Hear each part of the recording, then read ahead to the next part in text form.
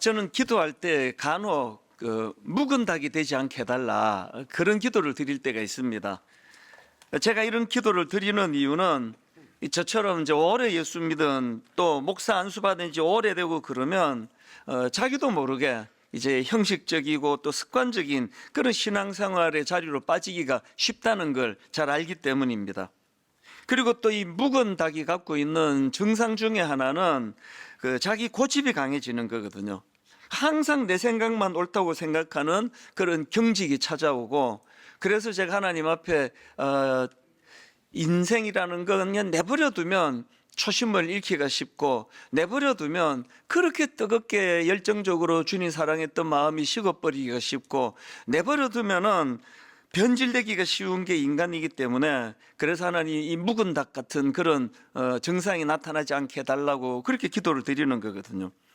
고린도후서 4장 16절에 보니까 그러므로 우리가 낙심하지 아니하노니 우리의 겉사람은 낡아지나 우리의 속사람은 날로 새로워지는도다. 사실 그 교회에 우리 어른들을 이렇게 뵈면은 참 어떻게 이렇게 연세가 저렇게 드신 권사님이 어떻게 저런 그 소녀와 같은 그런 순수하고 또 부드러운 그런 성품이나 모습을 보여주실 수 있나, 또 소년 같은 그런 또 연세가 좀 드신 어른들을 뵈면 존경이 저절로 가는 거거든요. 이게 그냥 생긴 게 아니고요. 고린도후서 4장 16절 다시 읽어드릴까요? 그러므로 우리가 낙심하지 아니하노니 우리의 겉사람은 낡아지나 우리의 속사람은 날로 새로워지는도다. 이 은혜를 계속 구하는 그런 분들에게서 이 묵은 닭이라고 하는 이런 굳어져 버리는 이런 일들이 잘 안 일어난다. 그래서 우리가 이제 이런 부분을 오늘 좀 살펴보기를 원합니다. 성경에 보면은 이 믿음과 인격의 깊이가 날로 깊어지고 또 새로워지는 인물들이 많이 등장을 하고 있습니다. 또 그런가 하면은 묵은 닭들도 또 많이 나와요. 오늘 본문에는 이 묵은 닭이 막 대거 등장을 합니다. 자, 마가복음 7장 1절과 2절입니다. 바리새인들과 또 서기관 중 몇이 예루살렘에서 와서 예수께 모여들었다가 그의 제자 중 몇 사람이 부정한 손, 곧 씻지 아니한 손으로 떡 먹는 것을 보았더라. 이걸 본 바리새인들과 서기관들이 예수님께 항의성 질문을 던집니다. 5절입니다.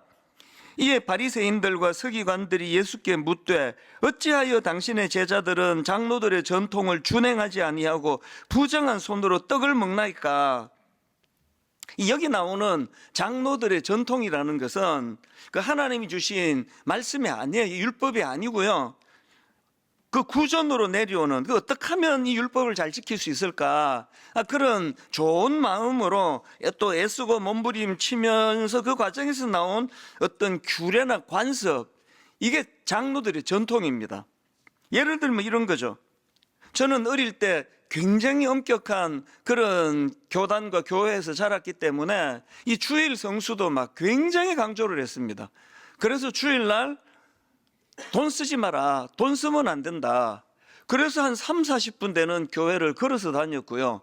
그리고 또 주일날 공부하면 안 된다. 제 청소년 시기에 유일했던 참 교회가 준 혜택이었습니다. 잔소리 안 듣고 대놓고 쉴 수 있는 하루, 그게 저에게 주일이었거든요. 이거는요, 성경에서 하나님이 명하신 게 아니고 어떻게 해서든 주일을 더 잘 지키고자 하는 그 교단과 교회가 만든, 이게 바로 이제 장로의 전통이 이런 거라는 거거든요. 그래서 뭐 지금 생각하면은 이제 저녁 예배 같은 것도 돈 쓰면 안 되니까 이제 굶고 저녁 7시 예배를 들어가는데 그게 그렇게 힘들었거든요. 그 예배에 집중도 안 되고, 그리고 또 한 번씩은 또 옆에 집사님이 그 근처에 짜장면 먹고 오셔가지고 냄새 풀풀 풍기면 막 그분에 대한 정오심이 올라와가지고 뭐 이런 게 다 있나 싶고 이러니까 사실은 이게 본질의 문제는 아닌데 막 여기에 굉장히, 그리고 또 주일날 공부한 친구들 믿음 없다고 막 정죄하고, 그럼 저는 어떻게 했느냐? 주일날 공부 안 하고 하루 종일 TV 보는 거죠. 뭐 웃으면 복이 와요, 또 수사반장, 뭐 이런 것들을 막 계속 보고 친구 만나러 가고 그러면서 나는 신앙생활을 잘하고 있다, 이런 생각을 했단 말이죠. 지금 이 바리새인들과 서기관들이 지금 이 장로들의 유전을 왜 예수님 보고 당신의 제자들은 왜 이 장로들의 유전을 지키지 않는 겁니까? 이게 이런 상황이에요. 오늘 본문에서뿐만 아니고 이 시십이 늘 주님을 못살게 굴고 문제 제기하고 따지고 시비 걸고 뭐 이렇게 주님을 끊임없이 괴롭혔던 그들인데요. 예수님은 그런 시비가 걸어올 때마다 항상 이제 그 설명을 해드리고 친절하게 대하지만 그 마음이 굳어진 사람들, 이 경직된 사람의 특징은요, 남의 말을 듣지를 않아요. 주님이 상황을 잘 설명하면 어떻게 하면 저 예수를 죽일까, 이런 악한 생각을 가지고 있는 거. 그래서 이게 바로 이제 제가 하나님 앞에 기도하는 내용입니다. 아버지, 제가 생각이 경직이 되고 고집이 세지고 항상 내 생각만 옳은 것처럼, 그래서 이런 굳어진 묵은 닭 같은 그런 목사가 되지 않기를 원합니다. 이런 기도를 드리는 이유가 여기에 있는 거죠. 그래서 오늘 본문에도 보면은 이제 예수님께서 지금 그들이 뭐가 문제인지에 대해서 주님이 지적해 주시는 그런 내용이 나오는데요. 보니까 대략 이제 주님이 이런 부류의 사람들, 바리새인들과 서기관들, 생각이 굳어 있고 항상 자기 생각만 옳고, 이런 사람들에 대한 문제점을 한 3가지 정도로 지적을 해 주시는 걸 볼 수 있습니다. 그들이 가진 첫 번째 문제가 뭐냐? 그 신앙의 기준이 잘못됐다는 겁니다. 이 잘못된 신앙 기준. 예수님이 이렇게 말씀하십니다. 자, 본문 마가복음 7장 8절입니다. 너희가 하나님의 계명은 버리고 사람의 전통을 지키느니라. 또 9절. 또 이르시되 너희 전통을 지키려고 하나님의 계명을 잘 저버리는도다. 앞에서도 말씀드렸지만 이 장로들의 전통은 하나님이 주신 율법이 아니에요. 그러니까 제가 지금 주일날 저녁을 가서 짜장면을 사 먹고 예배를 드리느냐, 그냥 드리는 자보다 더 본질적인 건 예배를 잘 드리는 거거든요. 마음이 거기에 집중하는, 이게 중요한 거거든요. 공부를 하고 안 하고 이것보다 더 중요한 건 어쨌든 주일을 구별하여 주님의 날로 드리는 게, 이게 중요한데, 이 장로들이 전통만 지키는 걸 믿음이라 생각하니까 예배도 그냥 건성건성으로 드리고 하루 종일 TV 보고 친구랑 놀러 다니고 이러면서 나는 신앙생활을 잘한다, 그런 생각을 했던 철없던 저의 어린 시절이 지금 여기 나와 있는 그 신앙의 기준이 잘못된 바리새인들과 서기관들의 모습이라는 겁니다. 그런가 하면 이들이 가진 두 번째 문제점이 뭐냐 하면은, 이렇게 인간이 만든 전통을 지키려고 하나님의 말씀에 집중하지 않는 이런 사람들이 필연적으로 가지게 되는 문제점인데요. 그로 인해서 형식적인 신앙생활이 되는, 형식적인 신앙생활. 그 첫 번째 문제점인 하나님의 계명은 버리고 사람의 전통만 지키던 그들의 잘못된 신앙생활, 이 잘못된 신앙 기준이 바로 이런 형식적인 신앙생활에 빠지게 100% 그렇게 빠지게 돼 있거든요. 이 부분에 대해서도 예수님이 꾸짖으시는데, 자, 마가복음 7장 6절입니다. 이르시되 이사야가 너희 외식하는 자에 대하여 잘 예언하였도다. 기록하였으되 이 백성이 입술로는 나를 공경하되 마음은 내게서 멀도다. 지금 너희 외식하는 자 할 때 이 외식을 제가 국어사전을 찾아보니까 겉만 보기 좋게 꾸미어 드러냄, 이게 외식이래요. 인간이 만든 그 사람의 전통만 지키려고 하다 보면은 이런 외식에 빠질 수밖에 없는 거거든요. 왜? 하나님은 중심을 보시는데 사람은 껍데기만 보니까요. 그래서 이제 마태복음 6장에도 보면은 예수님 이런 지적을 하십니다. 6장 5절. 또 너희가 기도할 때에 외식하는 자와 같이 되지 말라. 저희는 사람에게 보이려고 회당과 큰 거리 어귀에 서서 기도하기를 좋아하느니라. 또 마태복음 23장 5절에도 나옵니다. 너희의 모든 행위를 사람에게 보이고자 하나니. 또 요한복음 12장 43절 저희는 사람의 영광을 하나님의 영광보다 더 사랑하였느니라. 그 신앙의 기준이 잘못됐다 보니까 항상 눈에 보이는 사람들에게만 인정받으면, 사람들에게만 칭찬받으면 된다. 이런 것들이 신앙생활에서 이제 굉장히 이게 해로운 것이다, 그 얘기거든요. 제가 어젠가 그저께 그 기사 하나를 봤는데 되게 흥미롭더라고요. 무슨 조사를 했는가 하니까요, 사람이 이제 화장실을 다녀와서 손을 씻는지 안 씻는지 이제 이거에 대한 조사를 한 겁니다. 그랬더니 이제 딱 이제 A 그룹하고 B 그룹으로 나누어 가지고 조사를 했더니, 이게 A 그룹 사람들은 화장실을 다녀오면서 손 씻는 사람이 무려 77%나 되는데, B 그룹은 39%만 손을 씻는 결과가 나왔다는 겁니다. 그 이상하잖아요. 제가 지금 여기 절반은 A 그룹이시고 여기는 B 그룹이시면 이 지저분하고 손 안 씻는 사람은 이쪽에만 몰려 있는 게 아니잖아요. 그런데 어떻게 77%하고 39% 이렇게 차이가 많이 나는가? 이 A 그룹과 B 그룹이 갈라지게 되는 요인이 뭔가? 정답이 뭔 것 같으세요? 타인의 시선이라는 거예요. 이 A 그룹 사람들에게는 지금 연구자가 관찰 중이라는 것을 은근히 알려줘요. B 그룹은 그거를 알지 못하게 해요. 그러니까 지금 사람이 화장실 다녀오는 나를 보고 있다. 그러면 손을 씻는 사람이 77%, 안 보고 있다 39%로 주는 거예요. 이게 인간이라는 겁니다. 이게 항상 사람을 의식하게 돼 있는 게 이게 인간이기 때문에 신앙생활도 이렇게 흐르기 쉽다는 거거든요. 가끔씩 이제 그 봉사자들에게 상처를 받는 경우가 있습니다. 어떤 이제 그 안내하는 그 집사님이 막 너무나 친절하고 어떤 경우라도 웃으면서 대하는 그런 분이 계시는데, 이거 우리 교회 얘기가 아니고 너희들 교회 이야기입니다. 그분이 막 모든 사람이 다 천사처럼 알고 있는데, 이분이 이제 이마트에서 하는 행동을 보고 어떤 성도가 시험에 빠지는 거예요. 아니, 교회에서 저렇게 천사처럼 하더니 이제 이마트에서 하는 행동을 보니까 너무나 실망스럽다. 왜 그럴까요? 무의식적으로 자기가 나는 이 교회에서 집사고 많은 사람들이 나를 들여다본다 할 때 행동하고, 나 아는 사람이 없겠거니 하고 이마트에 갔을 때 행동하고, 차이가 나는 게 그게 위선이 아니고요, 그게 이 인간의 본능이에요. 그래서 저는 이마트 안 간 지가 10년이 넘습니다.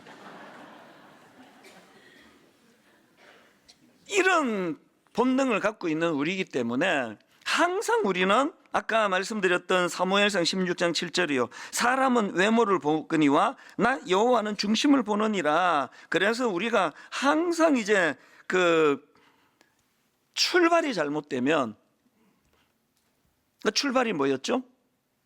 하나님의 말씀으로 시작해야 되는데 인간이 만든 전통, 주일날 돈 쓰지 마라, 안 쓰면 좋죠. 그러나 그게 예배 보는데 방해가 된다면 그거는 의도한 바와 다르잖아요. 공부하지 마라, 그 하루를 공부하지 않고 온전히 주님을 찬양하는 것으로 쓰기를 원하는 어른들이 만든 장로들의 전통이에요. 그 주일날 공부한다고 막 정죄하고 비난하고 그러면서 자기는 그렇게 놀러 다니고, 자기가 저예요.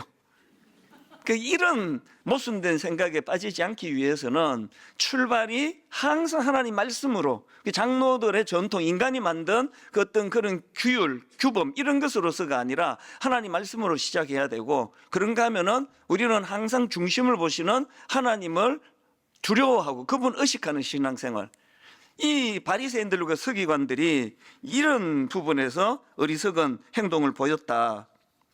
그런가 하면 또 세 번째 주님이 지적하시는 문제가 뭐냐 하면은, 그 바리새인들과 서기관들은 타인에 대한 정죄와 비난, 타인에 대한 비난과 정죄가 난무하는 겁니다.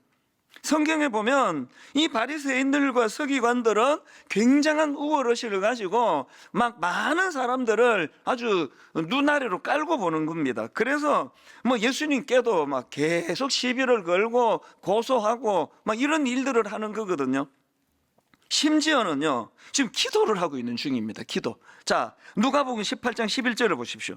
바리새인은 서서 따로 기도하여 가로되, 하나님이여, 나는 다른 사람들 곧 토색, 불의, 간음을 하는 자들과 같지 아니하고 이 세리와도 같지 아니함을 감사하나이다. 아니 무슨 기도가 이래요? 기도가 이게 지금 그 누구를 비난하고 자기를 우월하게 생각하고 이게 지금 기도라고 드리고 있다는 거거든요. 그러니까 이렇게 그들은 늘 타인을 정죄하고 비방하고 이런 것들이 일상이 돼 있는 거. 근데 참 이런 말씀들이 무려 2000년도 전에 쓰여진 말씀인데 오늘날 교회 안에서 이런 행동을 보여주는 그런 성도들이 생각보다 많은 건 다 아시잖아요. 그래서 우리는요, 그 대안을 찾아야 돼요. 그 어떻게 해야 이런 잘못된 신앙 행태에서 우리가 벗어날 수 있나?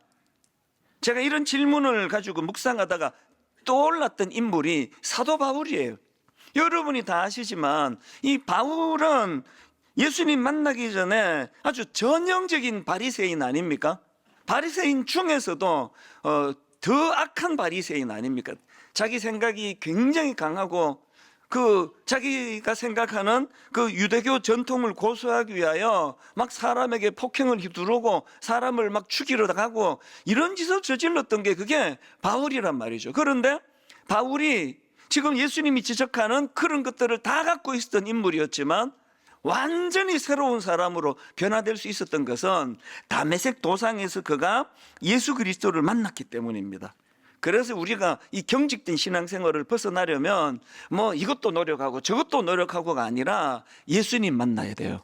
어떤 경우든지 간에 우리가 예수 그리스도를 인격적으로 만나고 그분의 영향력 아래 있어야지 아까 제가 기도하던 그 묵은 닭이 되지 않기를 원합니다. 그리고 여러분 나이가 들어갈수록 여기도 그런 어른들이 많이 계세요. 너무 아름다운 분들이 많이 계시거든요. 그거 참 좋잖아요. 우리가 하나님 내버려두면 변질되고 내버려두면 식어버리고 내버려두면 타락하는 이 세상의 원리를 쫓는 것이 아니라 시간이 갈수록 더 너무나 아름다운 또 부드러운 그런 신앙인으로 살아가기 원한다면 매 예배 때마다 오 하나님 오늘도 십자가 지신 그 주님을 묵상하기 원합니다. 십자가 지신 그 주님이 내 삶에 말씀하여 주시기를 원합니다. 이게 바로 고린도후서 4장 16절. 그러므로 우리가 낙심하지 아니하노니 우리의 겉사람은 낡아지나 우리의 속사람은 날로 새로워지는도다. 이게 우연히 일어나는 게 아니에요. 매일매일의 우리 신앙생활의 중심이 늘 예수 그리스도, 그분의 목말라하는 또 그분의 인도를 받는 이런 신앙생활이 저와 여러분에게 일어나게 되기를 바랍니다. 이렇게 사도 바울처럼 우리 주님을 인격적으로 만나면 두 가지 변화가 일어납니다. 그래서 나는 지금 신앙생활 제대로 하고 있나? 그럼 이 두 가지가 지금 일어나고 있는지 점검하시면 돼요. 사도 바울이 주님을 인격적으로 만나고 난 첫 번째 변화가 생각의 교정인데요. 주님의 말씀으로 인한 생각의 교정이에요. 내가 너무나 열심히 도를 닦고 노력을 해서 생각의 교정이 일어나는 건 불교고요. 우리는 예수 그리스도의 말씀으로 인한 생각의 교정이 일어나는 거. 자, 마가복음 7장 13절 14절을 보십시오. 주님이 말씀하십니다. 너희가 전한 전통으로 하나님의 말씀을 폐하며 또 이 같은 일을 많이 행하느니라 하시고, 그 다음 14절이 중요합니다. 무리를 다시 불러 이르시되 너희는 다 내 말을 듣고 깨달으라. 여러분 이게 원래 그 13절까지 한 단락을 끊어야 되는데요, 제가 이걸 14절을 더 느린 거예요. 왜? 오늘 이 말씀의 마무리가 이렇게 되기를 원해요. 너희는 다 내 말을 듣고 깨달으라. 제 목회의 맨 마무리가 이런 말씀으로 끝나기 원해요. 이찬수 목사, 네가 부족했지만 그래도 너는 예수 그리스도의 말씀에 항상 그 말씀에 민감하고 그 말씀을 듣고 깨달으려고 애썼던 목사였다. 난 그런 평가를 좀 듣고 싶은 거거든요.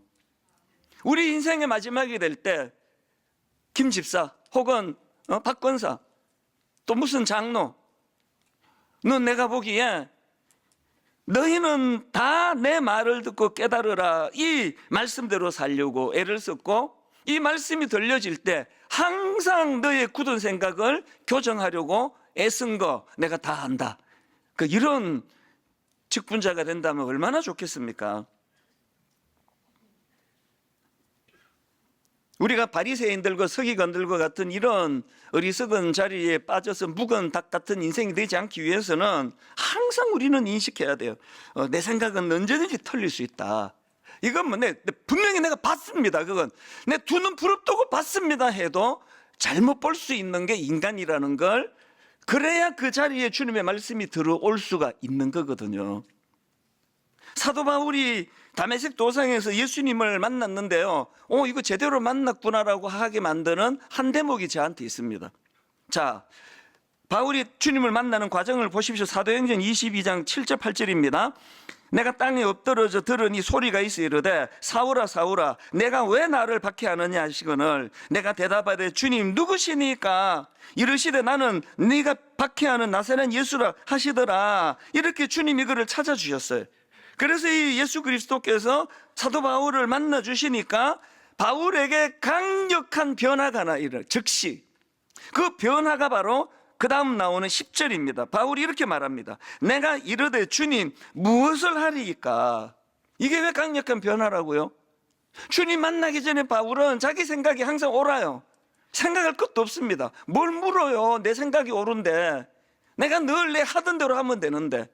그렇게 살았던 바울이 예수 그리스도를 만나고 강력한 변화가 일어났는데, 주님 무엇을 하오리까? 질문이 나왔습니다. 교회 안에요, 주님을 만난 것 같은데 사실은 아닌 경우들이 종종 있습니다. 뭘 보고 아는지 아십니까? 질문이 없어요. 이렇게 말하는 거죠. 주님, 제가 이전에는 잘 몰라가지고 내가 주님을 참 아프시게 잘못 행동했다면 이제는 제가 저렇게 해서 주님께 꼭 내가 시원케 드리겠습니다. 자기가 결정하는 거거든요. 그게 주님을 더 힘들게 만드는 거예요. 질문해야 돼요. 무엇을 하오리이까? 주님 무엇을 하리이까? 스캇 솔즈 목사님이 쓴 세상이 기다리는 기독교라는 책이 있는데, 이 책에 보면은 참 이런 비아냥거리는 글이 나와요. 자, 내용을 한번 들어보십시오. 샌프란시스코의 저널리스트 허브 케언이 이런 말을 했다. 자, 무슨 말을 하는지 들어보세요. 거듭난 크리스찬들의 문제점은 두 번째 생에서는 더 큰 골칫거리가 된다는 점이다. 뭘 비아냥거리는지 아시겠죠? 본어게인 했다는 거죠. 그래서 거듭난 크리스천들의 문제점은 두 번째 생에서는 더 큰 골칫거리가 된다는 점입니다. 교회 안에요, 이 두 번째 생에서는 더 큰 골칫거리가 되는 성도들이 얼마든지 있을 수 있다는 거예요. 이분이 은혜 받기 전에, 주님 만나기 전에 교회 밖에서 교회를 핍박할 때는 교회를 어떻게 하겠냐고요. 그분이 교회에 들어와서 변하질 않아요. 그리고 자기 생각대로 해요. 이게 하나님 뜻이라고, 난 틀린 적이 없다고. 그 교회 안에 이런 변화되지 않은 직분자들 때문에 교회가 굉장히 어려움을 겪을 때가 많습니다. 그런 사람이 목사가 되면 진짜 힘든 거죠. 그런 사람이 저가 아니기를 바라는 거거든요. 그럼 어떻게 해야 돼요? 물어야 되는 거죠. 아무리 내 생각에 이렇게 하는 게 옳다 하더라도 주님 무엇을 하오리이까? 주님 무엇을 하오리이까? 그래서 우리는 항상 말씀으로, 장로의 전통 아닙니다. 주님의 말씀으로 내 생각이 교정돼야 돼요. 지난 2월 달에 제가 3주간의 미국 집회를 잘 마치고 이제 뉴욕 공항을 통해서 귀국을 했는데요.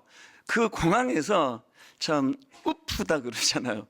저 되게 좀 독특한 경험을 하나 했습니다. 그 기간 동안에 이제 막 굉장히 머리가 좀 아프고 복잡하고 막 아주 굉장히 혼란스러운 그런 일을 제가 좀 겪고 굉장히 혼란스러웠는데, 또 이 3주 스케줄이 너무 무리였어요. 그래서 세 군데나 바로 이제 부흥회를 인도하고, 그래서 이제 너무 지친 상태로 공항에 와서 이제 티켓을 다 하고 그 아내랑 같이 갔는데요. 제 아내도 컨디션이 별로 안 좋았습니다. 저도 또 허리가 안 좋고 그래서 이 3등석을 비즈니스석으로 이게 이제 마일리지랑 이렇게 바꿀 수 있을까? 그런 생각을 했습니다. 그래서 이제 저 데스크에 가서 프론트에 가서 이제 제 마일리지를 한번 체크해 봐 주셔서 이걸로 이제 그 비즈니스석으로 좀 옮길 수 있는지를 알아봐 달라 그랬더니 한참을 뭐 뒤지더라고요. 그러더니 이제 그 가족을 전체 다 합쳐가지고 4만 마일 남았대요. 그럼 티켓 한 장이래요. 그거 제가 생각보다 이게 너무 싼 거예요. 아니 4만 마일이 비즈니스석으로 된다고. 그래서 너무 이제 제가 그때부터 흥분을 해가지고, 그러면 제 아내가 이제 돈을 추가로 내면 얼마나 더 내는 겁니까? 그랬더니 그것도 생각보다 너무 싼 겁니다. 그래서 이제 뭐 그럼 그렇게 해달라고 그러고 이제 비즈니스석으로 바꿨어요. 그때부터 기분이 확 살아나더니 아마 우울한 거 다 없어지고, 그래서 이제 제 아내하고 같이 이제 저는 원래 그 항공사를 주로 이용하다 보니까 이제 프리미엄 고객이라고요. 3등석을 끊어도 2등석 끊은 사람들의 휴게실을 이용하게 돼 있습니다, 저는. 그런데 그날 제가 2등석을 끊었으니까 이제 1등석 휴게실을 주는 거 처음 가봤어요. 하여튼 그래서 막 제 아내하고 저하고 막 너무 막 이 촌놈 분당에서 온 두 사람이 좋아가지고 막 음식도 먹고 쉬고 막 발도 뻗고 그렇게 쉬었는데 시간이 너무 빨리 지나갔습니다. 그 너무 아쉬웠어요. 그래서 이제 짐을 들고 이제 비행기로 들어가는데 이거 안내하는 분이 이렇게 안내하는 겁니다. 한 사람은 1위로 가시고 한 사람은 3등석으로 가려는 거예요. 기분이 확 나빠져서 내가 지금 이게 지금 비즈니스 손님인데 그래서 왜 그러냐고, 우리는 둘 다 그 업그레이드를 했다고 그랬더니 그게 아니래요. 그 한 사람은 1위로 가라 그러는데 여기서 말 들으면 우린 끝이다. 그래서 이제 막 지금 생각하면 창피해 죽겠어요. 막 계속 사람들 들어가는데 막 버티고 그냥 들어가지도 않고 우기고 이거 아니라고, 둘 다 비즈니스이라고 막 그렇게 버티니까 골치 아프잖아요. 그랬더니 그 카운트에 있는 그 사람이 또 막 헐레벌떡 왔어요. 와갖고는 저보고 하는 말이 손님 왜 그러십니까? 다 설명해 드렸지 않습니까? 그리고 이거 보시라고요. 이 카드에 그 티켓에 지금 여기 나와 있지 않느냐고. 다 나와 있더라고요. 알고 봤더니 제가 착각한 게, 저는 이게 이제 안에 거 둘 다 비즈니스 2장인 줄 알았는데 그게 한 장인 거예요, 한 장. 그것이 쓰인데도 제가 안 봤고요. 그래서 그날 너무 당황이 됐죠. 그리고 이제 제 아내하고 저하고 정말 심파극을 만들어. 둘이가 그 앞에서 당신이 가라, 비즈니스으로. 내일 바로 또 회의가 또 연달아 있고 하는데 당신이 쉬셔야 된다. 무슨 소리냐? 허리도 안 좋은데 당신이 가라. 들어가는 손님들 다 울면서 갔을 것 같아, 우리 보면서. 너무나 눈물을 흘린. 그래서 이제 옥신각신하다가 제가 이제 3등석으로 당연히 가기로 하고, 그렇게 하고 제가 들썩 앉아 있었는데요.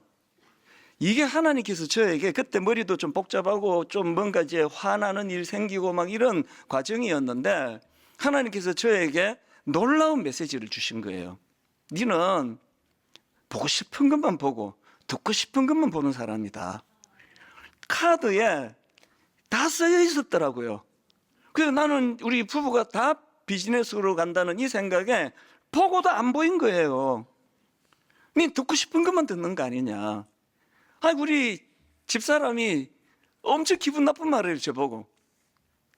미국 사람하고 대화했네, 그 안내하는 사람이. 한국 사람이거든? 근데 말귀를 못 알아들은 줄 알고 한국말로 소통하고 자료를 보여주면서 소통하고, 그래도 저는 듣고 싶은 걸 들었기 때문에, 그리고 해석도 끝내주게 했어요. 이게 제가 아내한테 설명했어요. 이게 그 비즈니스적 이거 뭐 빈 의자로 가느니 확 막판에 싸게 하나 보다. 우리 다음부터 계속 이거 하자. 뭐 이렇게 설명하고 해석하고 그랬는데 그게 전부 다 내 자의적인 생각인 거예요. 제가 그날 머리가 좀 복잡하고 힘들고 그런 일이 있었다 그랬잖아요. 다 치료가 됐어요.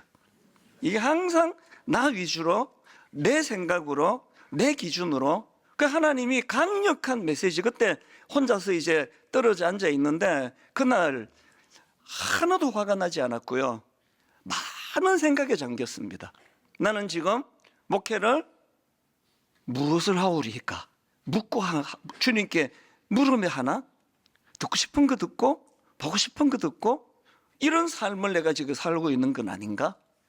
그것이 저에게 굉장한 교훈이 됐습니다. 오늘 여러분 항상 주님의 말씀이 들려지고 그 말씀이 경직된 우리 생각을 풀어주는 것이 성숙한 신앙인이라는 사실을 기억하시기를 바랍니다. 두 번째로요, 우리가 주님을 갈망하고 주님과 동행하는 삶을 살게 되면 두 번째 변화가 일어나는데요, 그 타인에 대하여 또 주변 사람들에 대하여 비판하고 정죄하기를 좋아하는 우리가 변화가 일어나요. 비판과 정죄가 아니라 사랑과 긍휼의 마음이 회복이 됩니다. 그 첫 번째 변화가 내 안의 생각의 변화라고 한다면 이 생각의 변화가 타인을 향한 태도를 바꾸어 준다는 사실입니다. 이걸 제가 마태복음 7장으로 한번 설명을 드려볼게요. 예수님이 그 비판하는 사람에 대하여 이런 지적을 하시는 내용이 나오거든요. 자, 마태복음 7장 1절 2절입니다. 비판을 받지 아니하려거든 비판하지 말라. 너희가 비판하는 그 비판으로 너희가 비판을 받을 것이요 너희가 헤아리는 그 헤아림으로 너희가 헤아림을 받을 것이라. 그러면서 3절 4절에서 이런 설명을 하세요.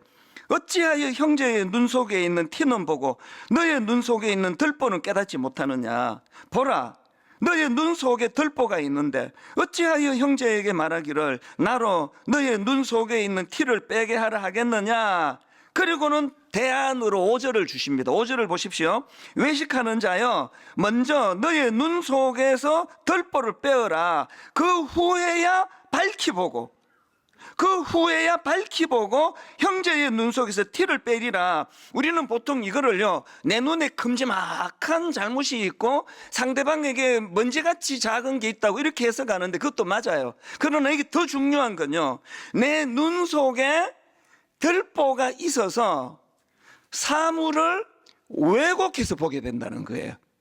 내 눈에 먼지 정도가 아니라 큰 들보가 들어 있어서, 그래서 여러분들이 뭐 이 사람을 봐도 화가 나고 저 사람을 봐도 기분이 나쁘고 이 교회를 봐도 만족이 안 되고 저 교회를 가봐도 뭐 교회가 다 타락해가지고 똑같아 그러신다면 그게 여러분의 시선의 문제일지 모릅니다. 우리가 은혜를 받으면요, 그래서 말씀으로 주님 앞에 교정을 받으면 내 생각이 교정이 되는데 그 생각의 교정이 들보를 인식하게 돼요.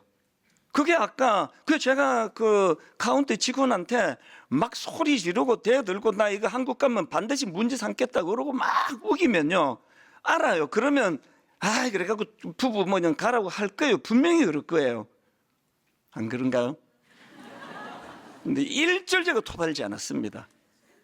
사실 그분이 실수했는지 내가 실수했는지 사실 몰라요. 그러나 제가 무조건 사과하고 죄송하다고, 그리고 제가 자리 갔을 때 거기에 들보가 빠진 거거든. 직원에 대한 원망이 없으니까, 분노가 없으니까 그 메시지가 저에게로 오더라고요. 우리가 비판을 잘하기 좋아하는 인생들 아닙니까, 현대인들이?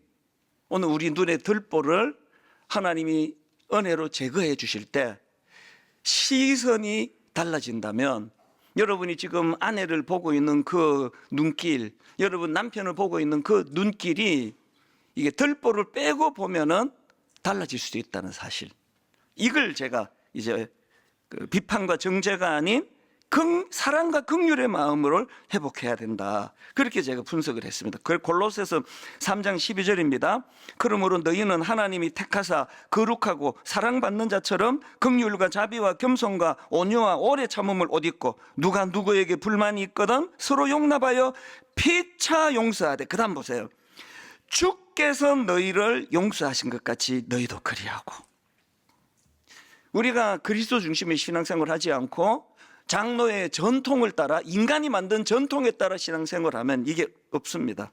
서로 용납하여 피차 용서하되 주께서 너희를 용서하신 것 같이 너희도 그리하고. 아까 언급해드렸던 그 스캇 솔즈 목사님이 쓴 그 책 내용 한 대목을 읽어드리고 오늘 말씀을 제가 마치려고 하는데요. 이게 프롤로그인데, 프롤로그의 그 소제목이 이렇더라고요. 그들의 눈에 비친 기독교예요. 이게 이제 안 믿는 사람들의 눈으로 본 기독교, 아마 그런 뉘앙스였던 것 같아요. 그 글에 앤 라이스라는 작가가 쓴 글을 인용했는데, 이분은 상처받고 교회를 떠난 사람이에요. 자, 내용을 한번 들어보세요. 현재 나는 크리스천 이기를 그만두었다. 지금도 여전히 그리스도께는 헌신하고 있지만 크리스천이나 기독교의 일부가 되는 것에는 더 이상 관심이 없다. 다툼과 논쟁을 좋아하고 서로 적대적이어서 욕을 먹어 마땅한 이 집단, 이 교회를 두고 하는 얘기예요. 다툼과 논쟁을 좋아하고 서로 적대적이어서 욕을 먹어 마땅한 이 집단에 속하는 것은 불가능하다고 판단했다.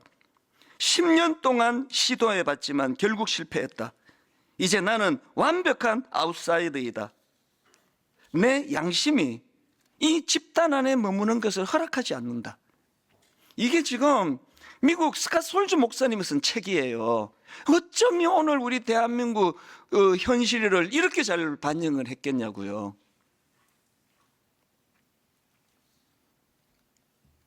목사가 또 전도사가 물론 뭐 이단성이 있는 교회라고 하는데요, 가짜 뉴스를 만들어요. 그래서 그거를 보고 초신자가 상처를 받고 교회를 떠나요. 이게 현실이거든요. 나랑 생각이 다른 사람들에 대하여 생각이 다른 것도 중요하지만 세상 사람과는 다른 방식으로 표현하고 세상 사람과 다른 방식으로 용납하고, 이런 일이 일어나지 않는 한국 교회 안에서 상처를 엄청 받을 수밖에 없는 거거든요. 이 글 바로 다음에 나오는 소제목이 이랬습니다. 예수 안에 거하는 것, 이것이 출발점이다. 이런 초라한 공동체로 비난을 받는 현실 교회를 벗어나는 유일한 대안이 있다면 예수 안에 거하는 것, 이것이 출발점이다. 그래서 늘 어떤 그 장로들의 전통을 의지하는 신앙이 아니라 예수 그리스도, 그분을 붙잡는 신앙생활. 그래서 그분의 말씀으로 인해 생각의 교정이 일어나고, 그리고 비판과 정죄가 아니라 사랑과 긍휼과 용납의 마음으로 상대방을 수용하는 그런 공동체. 이제 분당 우리 교회가 그런 교회를 향하여 꿈꾸는 교회가 되기를 원합니다.